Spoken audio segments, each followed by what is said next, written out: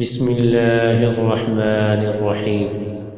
تبارك الذي بيده الملك وهو على كل شيء قدير، الذي خلق الموت والحياة ليبلوكم أيكم أحسن عملا وهو العزيز الغفور، الذي خلق 7 سماوات طباقا ما ترى في خلق الرحمن من تفاوت، فارجع البصر هل ترى من فطور، ثم ارجع البصر كرتين ينقلب إليك البصر خاسئا وهو حسير، ولقد زينا السماء الدنيا بمصابيح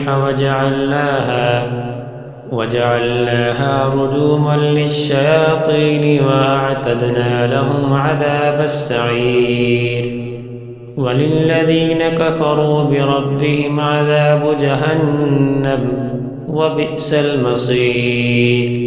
إذا ألقوا فيها سمعوا لها شهيقا وهي تفور تكاد تميز من الغيظ، كلما ألقي فيها فوج سألهم خزنتها ألم يأتكم نذير، قالوا بلى قد جاءنا نذير فكذبنا وقلنا ما نزل الله من شيء إن أنتم إلا في ضلال كبير.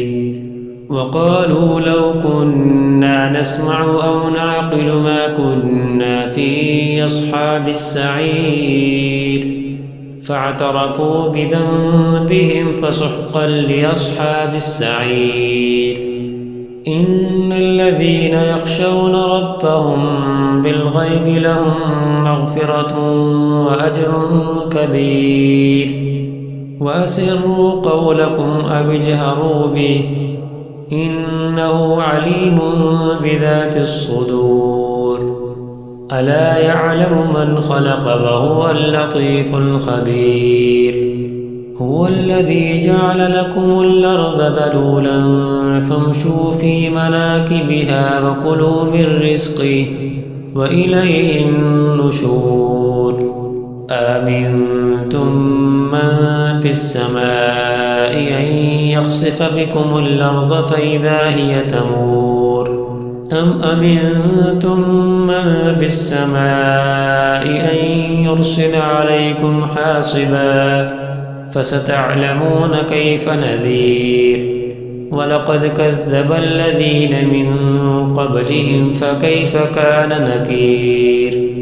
أولم يروا إلى الطير فوقهم صافات ويقبضن ما يمسكهن إلا الرحمن إنه بكل شيء بصير. أمن هذا الذي هو جند لكم ينصركم من دون الرحمن إن الكافرون إلا في غرور. أمن هذا الذي يرزقكم إن أمسك رزقه بل لجوا في عتو ونفور. أفمن يمشي مكبا على وجهه أهدى أمن يمشي سويا على صراط مستقيم. قل هو الذي أنشاكم وجعل لكم السمع والأبصار والأفئدة قليلا ما تشكرون.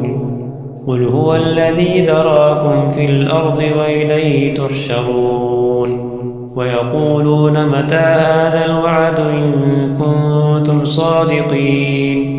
قل إنما العلم عند الله وإنما أنا نذير مبين.